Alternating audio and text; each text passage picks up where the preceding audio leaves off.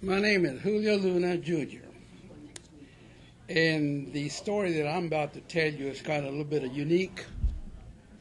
I've been interviewed from, the latest interview was just about 2 years ago, came from Austin, Texas. I was working on the Grand Camp that morning, the station. The foreman of I had just gotten out of the United States Navy, hadn't been out of the Navy too long, went to World War II, and just a coincidence, I had lost the ship exactly like the Grand Camp. I was on it when it was sunk by the Japanese in February the 10th of 1943. So when I came back out of the Navy, a lot of us I lived and still do in the Arcadia part of Santa Fe. A lot of us, as you know, we just came out of the service, didn't really know what we wanted to do, so somebody mentioned about coming and try longshoring, and that's how I got picked up by my foreman by the name of Leonard Boswell.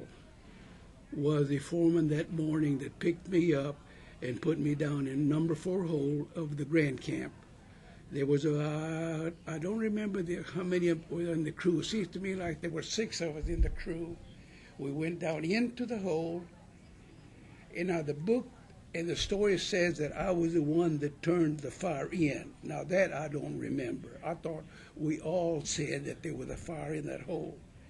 But nevertheless, for some of you that have read the book, there's been several books that have written about it, and my name is in there, said that I turned that into it. Anyhow, to make a long story short, we looked around and we went around the edges of the bulkhead, and down in the inside we saw the smoldering of this ammonium nitrate. And somebody hollered, they said that there was a fire in that home. Sometimes I get a little sentimental. And we went in there, and so we tried putting it out. The Frenchmen gave us all the equipment that they had available, and believe it or not, none of it worked. All of their fire hoses or nothing on that ship worked.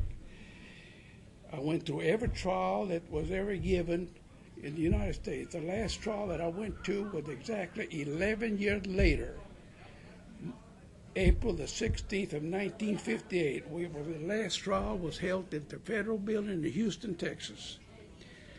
And they found the Republic of France guilty of that disaster.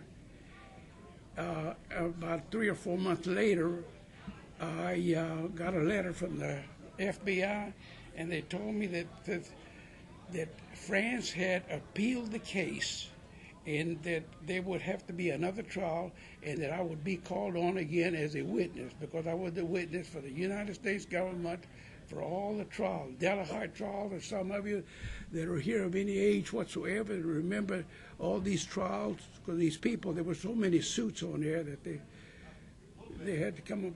But anyhow, on every trial, I got this letter telling me that France had appealed the case, that I would be called on again, because they would have to come up with this trial all over again.